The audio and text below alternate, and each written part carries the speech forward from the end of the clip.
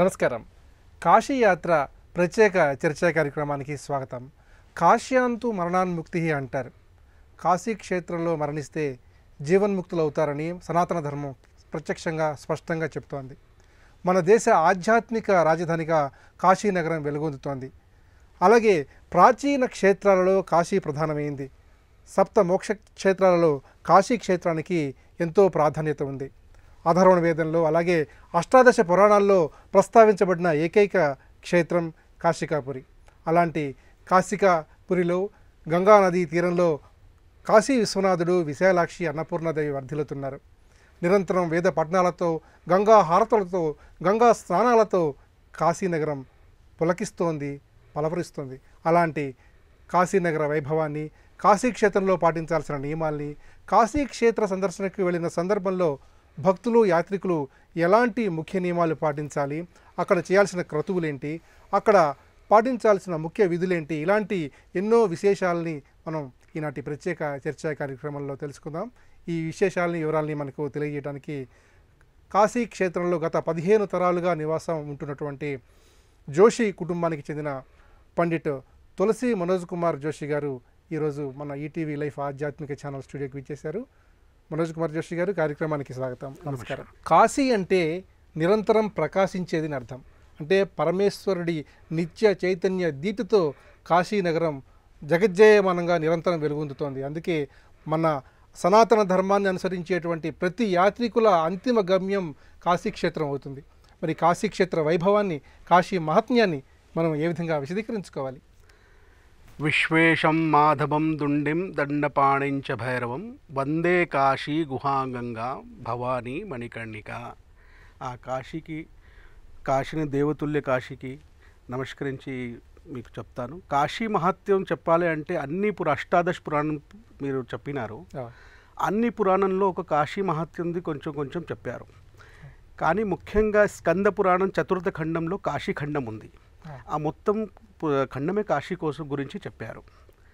కాశీ మహత్యంలో మత్స్య పురాణంలో, కాశీ రహస్యం అంటే బ్రహ్మవైవర్త పురాణంలో, దాని తర్వాత బ్రహ్మాండ పురాణంలో, కూర్మ పురాణంలో, ఈ అన్ని పురాణంలో కాశీ మహత్యం, కాశీ వర్ణం అన్నీ ఉంది. దాంట్లో శివ పార్వతీ సంవాదం, దాంతోపాటు వ్యాస ఋషితో వేరే దేవతల సంవాదం, ఇవన్నీ సంవాదంలో కాశీ మహత్యాన్ని చెప్పారు. అక్కడ సనాతన ధర్మాన్ని, హైందవ ధర్మాన్ని అనుసరించే ప్రతి వారు కూడా కాశీ వెళ్ళి అక్కడే ముక్తి పొందాలి, కాశీలోనే మరణించాలి అనేటువంటి ఒక ఆకాంక్షను ఎందుకు వ్యక్తం చేస్తారు? కాశ్యాం మరణాన్ముక్తి. ఇది కాశీలో చనిపోతే ఏది పాపకర్మాలు మేము చేసి ఉంటామో అది పాపకర్మంతో నివృత్తి అయిపోతుంది. దానికోసం మళ్ళీ స్వర్గ నరకం అవన్నీ ఉండదు. చిత్రగుప్తుడు కాశీ క్షేత్రంలో మన పురాణం ప్రకారంగా చిత్రగుప్తుడు అక్కడ లెక్క పెట్టరు మాకు. అక్కడ కాశీ క్షేత్రంలో ప్రవేశించాక లేదు, పాపాలన్నీ కూడా పరిహారం అయిపోతాయి. కానీ అక్కడ కాలభైరవ యాతన ఉంది. కానీ అది కూడా కేదార్ఖండంలో దేహత్యాగం అవుతే కాలభైరవ యాతన కూడా లేదు అని మన పురాణంలో రాసి ఉంది. అందుకోసమే కాశీలో మరణిస్తేనే మన అన్ని పాపాలు పోతుంది, దాంతో మోక్ష ప్రాప్తి అవుతుంది. కాబట్టి కాశీవాసం చేసి అందరూ దేహత్యాగం చేయాలి అని పాతకాలం నుంచి అందరూ అట్లా ప్రయత్నం చేస్తున్నారు. ప్రధానంగా కాశీ అనగానే కాశీ విశ్వేశ్వరుడు, అలాగే అన్నపూర్ణాదేవి, విశాలాక్షి ఇలాంటి ఆలయాలు, మందిరాలు మనకి దర్శనమిస్తుంటాయి కదా. అసలు ప్రధానంగా కాశీ క్షేత్రంలో ఏ దేవాలయాల్ని తీర్థయాత్రకు దర్శించాలంటారు? ముఖ్యంగా కాశీ క్షేత్రంలో వెళ్తే మన విశ్వేశ్వరుడు, అక్కడే అన్నపూర్ణాదేవి, విశాలాక్షి, కాశీ విశ్వేశ్వర గుడి దగ్గర వెళ్ళిన ముందు ద్వారలోనే డుండి గణపతి ఉంది. ఆ డుండి గణపతి దర్శనం, ముఖ్యంగా దండపాణి కాలభైరవ దర్శనం, దాంతోపాటు రకరకాలుగా గుడిలు ఉన్నాయి. ఎందుకంటే కాశీలో అన్ని దేవీ దేవతలు నివాసం చేస్తారు. కాశీలో శివుడు వచ్చి అక్కడ నివాసం చేసిన తర్వాత అందరు దేవీ దేవతలు వచ్చి నివాసం చేస్తారు. ప్రతినిత్యం కూడా కాశీ మీరు ఒక పేరు తీసుకోండి, ఆ దేవతలు ఉన్నారు అక్కడ. మన సంకల్పంలో కాశీలో త్రిగుంశతి కోటి దేవత సాక్ష్యం చేసి సంకల్పం చెప్తాను అక్కడ. అంటే అన్ని దేవతలు అక్కడ ఉన్నారు కాబట్టి ఆ సాక్ష్యంలో సంకల్పం, కాశీ సంకల్పంలో చెప్తాం మేము. ప్రధానంగా కాశీ క్షేత్రంలోకి ప్రవేశించిన తర్వాత ప్రతి భక్తుడు కూడా గంగా స్నానం నుంచి కాశీ విశ్వేశ్వర దర్శనం వరకు ఎలాంటి ముఖ్యమైన నియమాలు అనుసరించాలి? నిత్య గంగా స్నానం చేసి విశ్వేశ్వర్కి దర్శనం, కేదారేశ్వర్ దర్శనం చేసుకోవాలి. కానీ దానికి ఒక ప్రావధానం ఉంది. కాశీలో స్నానం చేసినప్పుడు కూడా గంగా ఘట్టంతో ఏం సంబంధం లేదు, ఉమ్. గంగా నదితో సంబంధం ఉంది. సో ఇక్కడ స్నానం చేయాలి, అక్కడ స్నానం చేయాలి, అవన్నీ ప్రాబ్లం లేదు దానికి.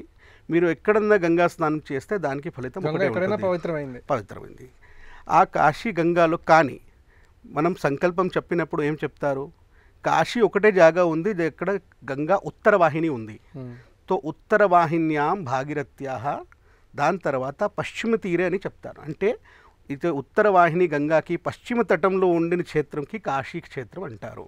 ఉమ్. తో గంగా దాటి అటువైపు వెళ్ళి స్నానం చేయకూడదు, ఉమ్. పశ్చిమ తటంలోనే స్నానం అది వ్యాసకాశి చేసుకోవాలి. అవుతుంది. అది వ్యాసకాశి అయిపోతుంది. ఆ. సో ఇటు పశ్చిమ తటంలోనే స్నానం చేసుకోవాలి. ఏ ఘట్టంలో స్నానం చేస్తే దాంతో ఏం సమస్య లేదు, ఎందుకంటే కాశీలో గంగా మోక్ష కోసమే వచ్చింది, అన్ని పాపాల నివృత్తి కోసమే వచ్చింది. ఇక్కడ ఆ దర్శనం స్నానం చేసి గుడి దర్శనం చేసుకోవాలి. కాశీలో వాసం చేసినప్పుడు పాత టైంలో, ఇప్పుడు కలియుగంలో అది చేస్తారా లేదా అని పాదాలు అది చెప్పులు వేసుకోకూడదు. పుణ్యక్షేత్రం ఉంది కాబట్టి చెప్పులు వేసుకోకుండా ఉండాలి. వాసం చేసిన వాళ్ళు ఇప్పుడు దాకా కొంతమంది ఎవరు గర్భవాసం చేస్తారు 9 నెలల 9 రోజుల అదే కోసం. అది కాశీవాసం గురించి మీరు ప్రస్తావిస్తున్నారు కాబట్టి ఒక ముఖ్యమైన ప్రశ్న. కాశీ క్షేత్రానికి దర్శనం కోసం వెళ్ళినప్పుడు 9 రోజులు లేదా 9 నెలలు లేదా 9 సంవత్సరాలు ఉండాలని చెబుతూ ఉంటారు. 9 నెలది ఉంది. 9కి ప్రత్యేకత ఏంటంటారు? 9 సంఖ్యకు ఉన్నటువంటి ప్రత్యేకత ఏంటి? 9 నెలల అమ్మ గర్భంలో ఎట్లా ఉంటారు శిష్యుడు, ఆ ప్రకారంగా 9 నెలది గర్భవాసం ప్రావధానం ఉంది. కానీ ఇప్పుడు కలియుగంలో అంత టైం లేదు కాబట్టి అందరూ 9 రోజు కూడా కాశీ దాటి వెళ్ళకుండా అక్కడ వాసం చేస్తున్నారు గర్భవాసంలో. అది ఒకటి. ఈ సమయకాలం ప్రకారంగా 9 రోజులు అయింది, కానీ 9 నెల చేసుకోవాలి. ఆ 9 నెల చేసుకున్నప్పుడు స్వయం పాకం ఉండాలి. ప్రతి నెల ఒకసారి అయిపోయిన తర్వాత బ్రాహ్మణికి భోజనం చేపించేయాలి. దర్శనం నిత్య స్నానం, గంగా స్నానం దర్శనంతో రోజు ఉంటుంది. దాంతోపాటు ఆ 9 నెలలు మీకు ఏమి నచ్చుతుంది ఆ ప్రకారంగా వ్రతాలు అవన్నీ చేసుకోవచ్చు అక్కడ. అయితే ఎక్కడ మరణించినప్పటికీ కూడా కాశీ క్షేత్రానికి వెళ్ళి గంగా నదిలో అస్థికలను నిమజ్జనం చేయాలని ప్రతి వారు కూడా కోరుకుంటారు. తమ కుటుంబీకులకు సంబంధించిన ఆ వ్యక్తి యొక్క అస్థికల్ని గంగలో నిమజ్జనం చేసి వారి పవిత్రాత్మకు శాంతి కలిగించాలని కోరుకుంటారు. మరి దీని వెనకటువంటి అంతరార్థాన్ని ఎట్లా చూడాలంటారు? కాశీ క్షేత్రంలో గంగా ఉంది. గంగా అన్ని నదితో శ్రేష్టం ఎందుకంటే మోక్ష కోసమే గంగాకి భాగీరథిది కథ అందరూ చాలామంది విని ఉంటారు. అవునండి. భాగీరథి తపస్వ చేసి స్వర్గలోకం నుంచి గంగాకి ఆహ్వానం చేసి అది పూర్వకులకి పితృదేవతలకి మోక్షం కోసం ఈ భూమిలో పృథ్వీలోకంలో ఆహ్వానం చేశారు. అది కూడా గంగా వచ్చినప్పుడు పృథ్వీలోకంలో వచ్చినప్పుడు శివుడు జట నుంచి వచ్చింది. ఈ మహాత్మ గంగాది ఉంది, అందుకోసమే అస్థి నిమజ్జనం ముఖ్యంగా గంగాలోనే చేస్తేనే శ్రేష్టం ఉంటుంది అని మన పురాణంలో కథలో పెద్దలు ఋషులు అన్నీ చెప్పారు. కాశీలో చేస్తే మహత్త ఏంటిది అంటే కాశీలో కాశ్యాన్ మరణాన్ ముక్తి, ఆ అదృష్టం అందరికీ దొరకవు. చాలామంది వచ్చేసి ఇక్కడ వాసం చేస్తారు, కానీ మళ్ళీ ఒక నెల కోసం ఊరికి వెళ్ళినప్పుడు అది దేహకాలం అయిపోతుంది. కొంతమంది 4 రోజు కోసం వస్తారు, వచ్చిన తర్వాత 5 రోజుకు ఒక రాత్రి పడుకున్నారు, ప్రొద్దున్న లేవలేకపోయినారు. ఆ అదృష్టం అందరికీ దొరకదు, దేవుడి చేతి ముద్ద ఉంది. అందరికీ ఆ అదృష్టం దొరకవు కాబట్టి ఈ కాశీ క్షేత్రంలో ఉన్న గంగాలో అస్థి నిమజ్జనం చేస్తే దానికి మోక్ష ప్రాప్తి ఉంటుంది. దానికి మన పురాణంలో ఒక శ్లోకం కూడా ఉంది. ఆ శ్లోకం ఏంటిది అంటే యావదస్థి మనుష్యాణం గంగా తోయేషు తిష్టతి తావత్ వర్ష సహస్రాణి స్వర్గలోకే మహీయతే.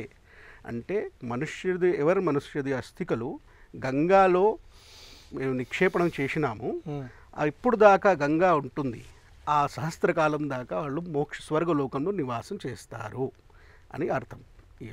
అందుకోసమే అందరూ కోరిక ఏముంటుంది అంటే కాశీ వెళ్ళి అస్థి నిమజ్జనం చేసి మోక్ష ప్రాప్తి ఇవ్వాలి మన పెద్దలకి. కాశీ క్షేత్రంలో కేవలం అస్థికల నిమజ్జనానికి పరిమితం కాకుండా ఇంకా ఎలాంటి పితృకార్యాలు నిర్వహించవచ్చు?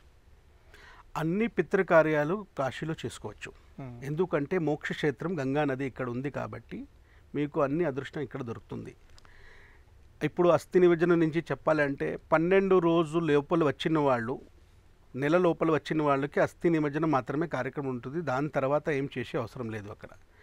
కానీ కొంత జాగాలో ప్రాంతంలో ఏమవుతుంది అంటే ఒక నెల దాటిన తర్వాత ప్రతి నెల మాసికం వస్తుంది వాళ్ళకి, ప్రతి నెల తిథి వస్తుంది. ఆ తిథి ప్రకారంగా శ్రాద్ధం చేయలేకపోతున్నారు పితృదేవతలకి అంటే కనీసం కాశీ క్షేత్రంలో వచ్చేసి అస్థికలు తీసుకుని వచ్చారంటే పిండ ప్రదానం కూడా చేసుకోవచ్చు.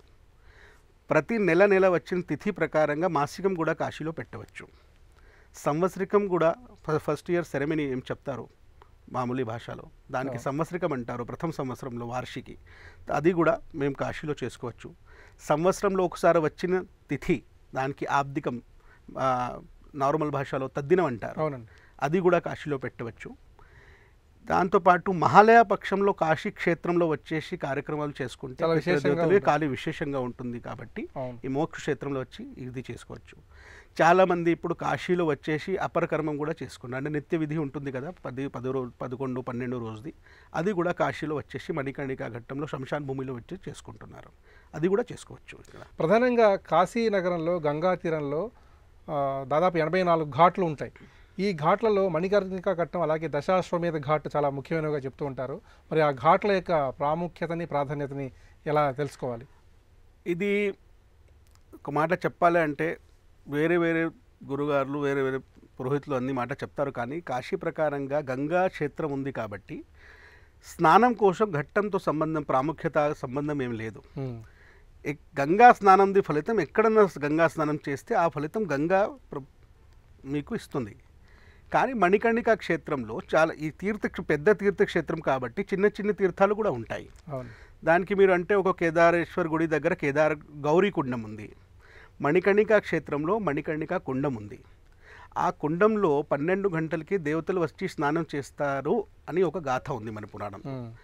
కానీ ఇప్పుడు పురాతన ప్రకారంగా చూడాలంటే ఆది కాశీకి ఈ కాశీ కలియుగంలో ఉండే కాశీకి కొంచెం తేడా అయింది. ఏం తేడా అయింది అంటే చాలాసారి కాలానుగుణంగా రకరకాల రీకన్స్ట్రక్షన్ అయింది. ఇప్పుడు మీరు చూడండి విశ్వనాథ్ కారిడోర్ అయింది, దానికోసం కొత్త దారులు పెట్టారు. ఇవన్నీ కన్స్ట్రక్షన్ అయిపోయిన తర్వాత కొన్ని తీర్థాలు పోయింది. ఇప్పుడు ఈ మణికర్ణికా కుండం నుంచి గంగాకి నీళ్లతో డైరెక్ట్ సంబంధం ఉంటుంది. ఆ కుండంలో స్నానం చేస్తే దానికి ఫలితం వేరే ఉంటుంది. అయితే బ్రహ్మదేవుడు 10 అశ్వమేధ యాగాలు చేసినట్టుగా ప్రస్తావించే దశాశ్వమేధ ఘాట్ యొక్క ప్రాముఖ్యతను ఎట్లా చూడాలంటారు? దశాశ్వమేధ ఘాట్లో యాగం అయింది అని చెప్తారు. అందుకోసమే దానికి పేరు దశాశ్వమేధ ఘాట్ చెప్పారు. అందుకోసం అక్కడ స్నానం చేసి అశ్వమేధ యజ్ఞకి ప్రాముఖ్యత మీకు ఫలితం దొరుకుతుంది అని చెప్తారు. కానీ గంగా స్నానంది మీకు ముఖ్యంగా అది పుణ్యం తీసుకోవాలి అంటే ఏది ఘాట్ ప్రాముఖ్యత లేదు దాంట్లో. అయితే కాశీ క్షేత్రాన్ని దర్శించాలంటే కాలభైరవుడి ఆజ్ఞ తప్పనిసరిగా ఉండాలని చెప్తారు. కాలభైరవుడిని క్షేత్రపాలకుడుగా ప్రస్తావిస్తూ ఉంటారు. మరి ఆ కాశీకాపురికి క్షేత్రపాలకుడుగా ఉండే కాలభైరవుడి దివ్య వైభవాన్ని కాలభైరవుడి యొక్క ప్రాముఖ్యతని ఎట్లా మనం దర్శించుకోవాల్సిన అవసరం ఉంది? కాలభైరవ్ అంటే కాశీలో ప్రవేశిస్తున్నప్పుడు కాలభైరవ్ దానికి మీరు చెప్పారు కదా క్షేత్రపాలకుడు, ఆయన దర్శనం చేయకుండా కాశీలో ఉండటానికి మీకు అవకాశం లేదు. కానీ విశ్వేశ్వర్ ముందు చాలామంది అడుగుతారు విశ్వనాథ్ గుడి వెళ్ళిన ముందు అక్కడ దర్శనం చేసుకోవాలి, తర్వాత అట్లా ఏం లేదు. వచ్చినారు కాశీలో మీరు వాసం చేసడానికి వచ్చినారంటే కూడా కాలభైరవ్ మీరు ఆజ్ఞ తీసుకోవాలి. మామూలు యాత్ర కోసం వచ్చారంటే కూడా కాలభైరవ్ దర్శనం చేసుకుని ఆజ్ఞ తీసుకోవాలి కాశీ క్షేత్రంలో అంతసేపు ఉండటానికి. అది ముఖ్యం. ప్రధానంగా కాశీ క్షేత్రానికి దేశవ్యాప్తంగా నలుమూలల నుంచి కూడా అస్థికల నిమజ్జనం కోసం వస్తూ ఉంటారు. గంగానదిలో అస్థికల నిమజ్జనం చేసి పితృదేవతలకు ఉన్నత లోకాలు ప్రాప్తించాలని కోరుకుంటూ ఉంటారు. ఈ అస్థికల్ని ఎన్ని రోజుల్లో నిమజ్జనం చేయాల్సిన అవసరం ఉంటుందంటారు? అస్థి నిమజ్జనం 10 రోజుల లోపల వచ్చేసి చేసుకుంటే శ్రేష్టం. కానీ ఈ 10 రోజుల లోపల జరిపించిన అపరకర్మం నిత్యకర్మాలు ఉంటాయి కాబట్టి అస్థి సంచయనం చేసినప్పుడు 2 భాగం చేసుకొని ఒకటి మీ దగ్గర ఏ జీవిత నది ఉంటే అక్కడ చేసుకోవచ్చు. దాని తర్వాత అపరకర్మం అయిపోయిన తర్వాత 12 రోజు దాటిన తర్వాత కాశీ వచ్చేసి ఎప్పుడన్నా చేసుకోవచ్చు మీరు. కానీ దానికి 2 నియమాలు ఉన్నాయి. ఏదన్నా గ్రహణం, సూర్యగ్రహణం లేకుంటే చంద్రగ్రహణం వస్తే దాని ముందు ఎట్లయినా చేసుకోవాలి. గ్రహణంలో అస్థికలు ఉంచకూడదు. దాని తర్వాత సంవత్సరం దాటకూడదు. సంవత్సరికం చేసిన ముందు ఎట్లయినా ఈ అస్థికల నిమజ్జనం మీరు చేసుకోవాలి. కాశీ వచ్చేసి మళ్ళీ ఆ తిథి అనేది రాకూడదు. తిథి మళ్ళీ రాకూడదు. అస్థి సంచయనం అనేటువంటి కార్యక్రమాన్ని ఎవరు చేపట్టడానికి అర్హులు? అంటే ఎవరు చేయాల్సిన అవసరం ఉంది? అంటే ఒకవేళ కుమారులు లేకపోతే కూతురు నిర్వహించవచ్చా? ఎవరు దానికి అర్హులు అంటారు? అస్థి నిమజ్జనం పితృకార్యాలు, అస్థి నిమజ్జనం కానివ్వండి, శ్రాద్ధం కానివ్వండి, ఇటువంటి కార్యానికి కొడుకు ఉంటేనే ముఖ్యం. మన పురాణంలో మన శాస్త్రంలో ఆడవాళ్ళ చేత్తోని ఈ కార్యం జరిపించాలని రాయలేదు. దానికి కారణం ఉంది. ఋతుదోషాలు ఒక కారణం ఉంది. ఆ తిథిలో వచ్చేస్తే మళ్ళీ ఆ పని జరగదు తిథి ప్రకారంగా. ఆడబిడ్డ కూతురు ఉంటే పెళ్ళి అయిపోయిన తర్వాత కన్యాదానం చేసిన తర్వాత గోత్రం చేంజ్ అయిపోతుంది. ఆ గోత్రం మారిపోయిన తర్వాత మళ్ళీ ఆ గోత్రంలో వచ్చేసి మళ్ళీ కార్యక్రమం చేయడానికి ఉండదు. అందుకోసమే కొడుకు చేత్తోని చేస్తే మంచిది. కొడుకు ఉంటేనే శ్రేష్టం ఉంటుంది చేసడానికి. కానీ ఎవరికి కొడుకులు లేరు, వాళ్ళకి అల్లుడు గారికి శ్రాద్ధ అధికారం అంటే నాన్నగారు అమ్మగారు ఎవరు లేకుండా ఉంటే వాళ్ళు అల్లుడు గారు చేసుకోవచ్చు, మనుమడు పేరుతో చేసుకోవచ్చు. ఎవరు మొగడు వాళ్ళు కుటుంబంలో లేకుండా ఉంటే ఒక కర్త కూర్చోపెట్టి సగోత్రం వాళ్ళకి లేకుంటే ఒక బ్రాహ్మణుడికి కర్త కూర్చోపెట్టి సంకల్పం తీసుకొని కార్యక్రమం చేసుకోవచ్చు. అయితే అస్థి సంచలనం తర్వాత కాశీ విశ్వనాథుని దర్శించుకోవచ్చు అంటారా? 12 రోజు లోపల సూతకంలో వచ్చిన వాళ్ళకి అవకాశం లేదు. అది దాటిన తర్వాత వస్తే అస్థి సంచయం చేసి శుద్ధి స్నానం చేసిన తర్వాత గుడికి వెళ్ళి దర్శనం చేసుకోవచ్చు. కానీ సంవత్సరం లోపల వచ్చిన వాళ్ళకి సంవత్సరం సూతకం ఉంటుంది కాబట్టి వాళ్ళు గర్భగుడిలో వెళ్ళి ముట్టుకొని దర్శనం అభిషేకం ఇవన్నీ చేయకుండా మామూలు దర్శనం చేసుకొని వెళ్ళాలి అంతే. అయితే ఇతర ఆలయాలను దర్శించే అవకాశం కూడా ఉందంటారా? అన్ని దర్శనం చేసుకోవచ్చు దూరం నుంచి. ముట్టుకొని స్పర్శ దర్శనం అభిషేకం కొత్త పూజా వ్రతాలు అవన్నీ చేయకూడదు సంవత్సరం లోపల. అంటే అపరకర్మలే కాకుండా అక్కడ అన్నదాన కార్యక్రమాలు కూడా నిర్వహించవచ్చా? అన్నదాన కార్యక్రమం కాశీలో చేస్తే ఇంకా ముఖ్యంగా ఉంటుంది. పితృదేవతలకు పేరుతోని చాలామంది చేస్తారు. వచ్చి బ్రాహ్మణులకి భోజనం చేపిస్తారు. బ్రాహ్మణులు కాకుండా వేరే వాళ్ళు యాత్ర కోసం వచ్చిన వాళ్ళకి అన్నదానం చేస్తే కూడా దానికి ముఖ్యంగా ఉంటుంది. దానికి అన్నదానం గురించి ఒక కథ ఉంది. ఆ కథ మన మహాభారత కాలంలో కర్ణుడికి వధ అయిపోయిన తర్వాత స్వర్గలోక మార్గంలో వెళ్ళినప్పుడు వాళ్ళకి ఆకలి అయితే నీళ్ళు తాగడానికి వెళ్తే ఏదన్నా ముట్టుకుంటే అది బంగారం అయిపోతున్నది. తో అది క్షుధా శాంతి అవ్వలేదు. తో చిత్రగుప్తుడికి అడిగితే ఇది ఆయన ఏమడిగారు, నేనుతో అన్ని దానాలు చేసినాను, మహాదానం రాజ్యం అన్నీ విడిచేసినాను, మా జీవనికి రక్షించడం కవచం కూడా ఇచ్చేసినాను, ఎంత దానం చేసిన తర్వాత కూడా నాకు ఎట్లా అవుతున్నది అని చెప్తే, అన్నీ చేశారు మీరు కానీ ఇప్పుడు దాకా ఎవరికి అన్నదానం చేయలేదు, మీ పితృదేవతలకి పేరుతోని ఎవరికి భోజనం చేపియలేదు కాబట్టి ఈ పరిస్థితి వచ్చింది అని. తో ఈ పితృపక్షంలో ఆయన సూర్యుడు దగ్గర వెళ్ళారు. ఆయన సూర్యపుత్రుడు కదా. సో సూర్యుడి దగ్గర వెళ్తే ఇంద్ర ఆయనకి ఒక అవకాశం ఇచ్చారు. ఆ అవకాశం ఆయనకి ఇచ్చారు. మహాలయ పక్షంలో వచ్చేసి ఈ కార్యాలు అన్నీ చేసుకొని మళ్ళీ వచ్చేసేయండి అని. అందుకోసమే పితృపక్షంలో కూడా ఈ కథ వస్తుంది. అది మీరు మహాలయ పక్షాల గురించి ప్రస్తావించారు కాబట్టి ఇప్పుడు మహాలయ పక్షాల్లో పితృకార్యాలు ప్రధానంగా చేస్తూ ఉంటారు. అయితే విదేశాల్లో చాలామంది ఉంటూ ఉంటారు. అది అక్కడ తమ పితృదేవతలకు సంబంధించిన కార్యక్రమాలు గంగా తీరంలో నిర్వహించాలంటే వారు ప్రత్యక్షంగా రాలేకపోవచ్చు. మరి పరోక్షంగా వేరే వాళ్ళ కార్యక్రమాలు చేయవచ్చా? ఇప్పుడు చూడండి, ముఖ్యంగా సొంత చేత్తోని చేస్తేనే కర్తవ్యం పూర్తి అవుతుంది. కానీ ఆ పరిస్థితి లేదు. ఇప్పుడు వేరే కంపెనీలో జాబ్ చేస్తున్నారు, అక్కడి నుంచి మీకు ఆ టైం దొరకలేదు, అవకాశం సెలవు దొరకలేదు అంటే కనీసం మీరు ఆ గోత్రాలు నామాలు అన్నీ పంపించేస్తే దానికే ఒక కర్త కూర్చోపెట్టి కార్యక్రమం చేపించవచ్చు. కానీ మళ్ళీ చెప్తున్నాను, సొంత చేతితో చేస్తూనే కర్తవ్యం నివృత్తి ఉంటుంది. కానీ చేయలేకపోతున్నారంటే కనీసం ఒక కార్యక్రమంతో అవుతుంది కాబట్టి కర్త కూర్చోబెట్టి చేపియాలి. పితృకార్యాలు చేసే సందర్భంలో ఒకసారి గయలో కనుక పిండం పెట్టినట్టయితే ఇక జీవన పర్యంతం ఎక్కడా కూడా తద్దినాలు కానీ పెట్టాల్సిన అవసరం లేదని ఒక అపోహ విస్తృతంగా ఉంది. ఇది ఎంతవరకు దీన్ని మనం విశ్వసించాలి? గయా కాదు, బ్రహ్మకపాలంలో పెడితే కూడా అట్లనే చెప్తారు అందరూ. కానీ పితృరేణుతోని ముక్తి అవ్వాలి అంటే, పితృదోషం రాకుండా కుటుంబంలో కలహం జరగకుండా అన్నీ ఉండాలి అంటే ఈ పిండ ప్రదానం, శ్రాద్ధం, పితృదేవతలకి తర్పణం, వాళ్ళ పేరు నుంచి అన్నదానం ఇవన్నీ జీవన్ పర్యంతం చెయ్యాలి. జీవన్ పర్యంతం అంటే ఎప్పుడు దాకా మీరు భోజనం చేస్తున్నారో సొంత చేత్తోని అప్పుడు దాకా చెయ్యాలి. మీరు చేయలేకపోతే అప్పుడు మీరు కొడుకు కూడా అధికారం ఇవ్వచ్చు మీ పితృదేవతలకి. అందుకోసమే వర్గత్రయం దాకా చేస్తారు. మహాలయ పక్షంలో తీర్థశ్రాద్ధం పెట్టినప్పుడు మాతృవంశం పితృవంశంతో సహా మీరు మీ భార్య గారు వంశంకి కూడా తండ్రి మామగారు అత్తగారు కూడా పెడతారు. ఎందుకు పెడుతున్నారంటే ఆ అధికారంలో వాళ్ళకి ఎవరైనా చేయలేకపోతున్నారంటే కనీసం మీ చేత్తోనే అవ్వాలి అని. సో అందుకోసం అట్లా ఏం లేదు.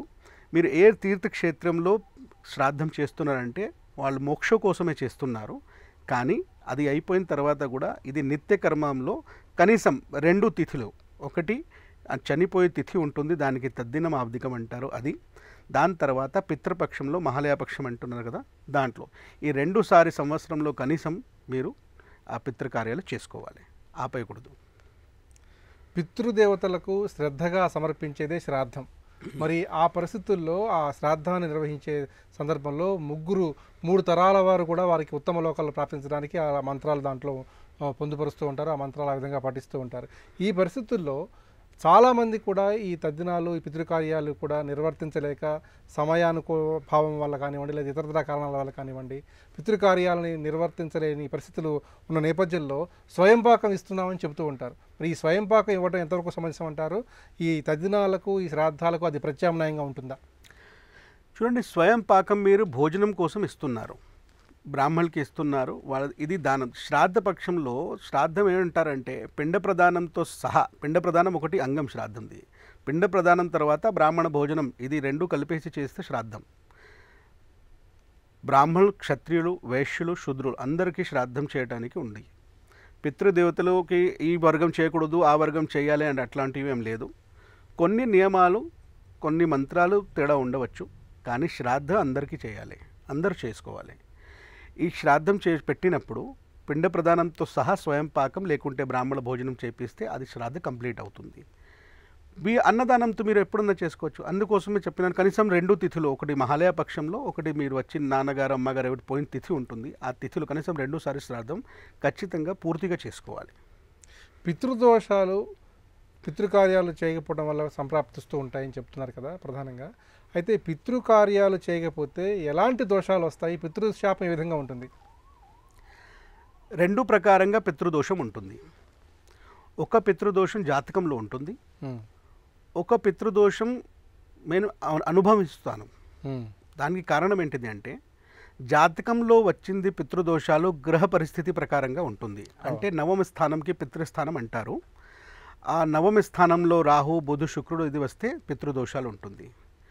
7వ స్థానంలో బృహస్పతి వచ్చేస్తే అక్కడ ఆంశిక పితృదోషం ఉంటుంది.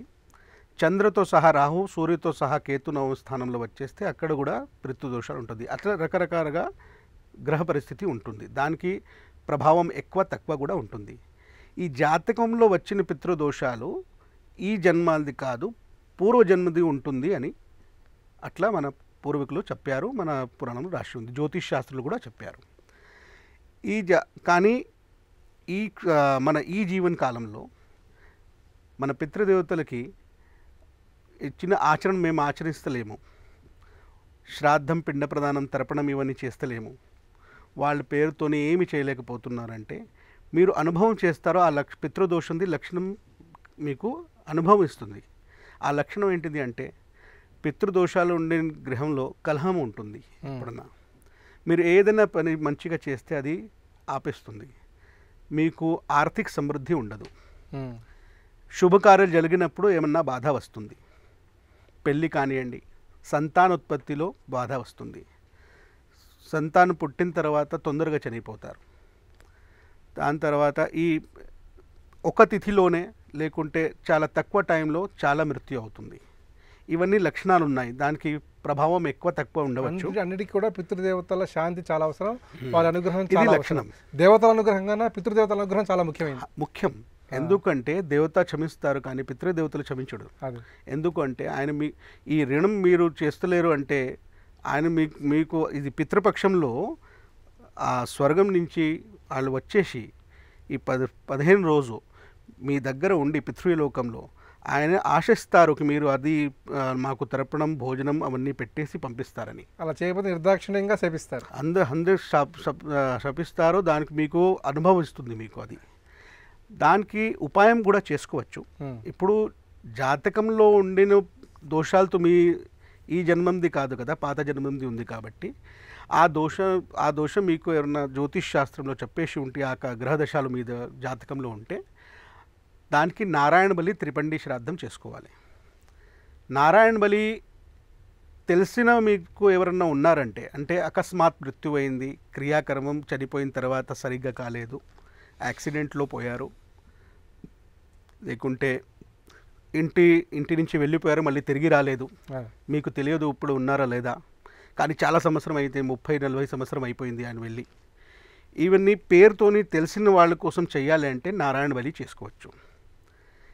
నారాయణ బలి కాకుండా త్రిపిండి శ్రాద్ధం ప్రేత బాధ కోసం చేస్తారు. అంటే మనకు తెలియదు, మనకు పితృదోషాలు ఉన్నాయి కానీ దేనికోసం ఉంది మాకు తెలియదు. ఆ గోత్రం పేరుతోనే బ్రహ్మ విష్ణు మహేష్కి త్రిపిండి పెట్టేసి ఆ ప్రొసీజర్తో త్రిపిండి శ్రాద్ధం చేసుకోవాలి. కాశీ క్షేత్ర యాత్రని చేపట్టినప్పుడు, కాశీ క్షేత్రాన్ని దర్శించినప్పుడు, గంగా స్నానం చేసినప్పుడు మనకి సంపూర్ణంగా కాశీ యాత్ర ఫలితం రావాలంటే అక్కడ ఎటువంటి ముఖ్య కార్యక్రమం చేపట్టాలి? యాత్ర కోసం కార్యక్రమం అవసరం లేదు. యాత్ర మీరు చేస్తున్నారంటే ఇది యాత్ర రకరకాలుగా యాత్ర ఉన్నాయి. దాంట్లో పంచకోశి యాత్ర ఉంది, అది చేసుకోవాలి. కాశీలో మీరు గర్భవాసం చేస్తున్నారంటే 9 నెలలు ఉంటున్నారంటే ప్రతిరోజు నిత్య స్నానం చేసి గంగా స్నానం చేసి దేవత విశ్వేశ్వర్ కేదారేశ్వర్ దర్శనం చేసుకోవాలి. దానిలో మాస శివరాత్రి ఉంటుంది, ప్రతి నెల త్రయోదశి చతుర్దశి మధ్యలో వస్తుంది, ప్రదోషి కాలంలో అభిషేకం చేసుకోవాలి. ఇట్లాంటివి పనులు అక్కడ చేసుకుంటే కాశీ యాత్ర అది ఫలితం మీకు ఉంటుంది. మిగతా ఏది కార్యక్రమాలు మీరు కాశీ క్షేత్రం పుణ్యక్షేత్రంది మొత్తం ఏంటిది మీరు ఏది చేస్తున్నారో దానికి ఫలితం ఎక్కువ ఉంటుంది కాబట్టి పుణ్యక్షేత్రంలో ఆ పని ఫలితం ఎక్కువగా ఉంటుంది.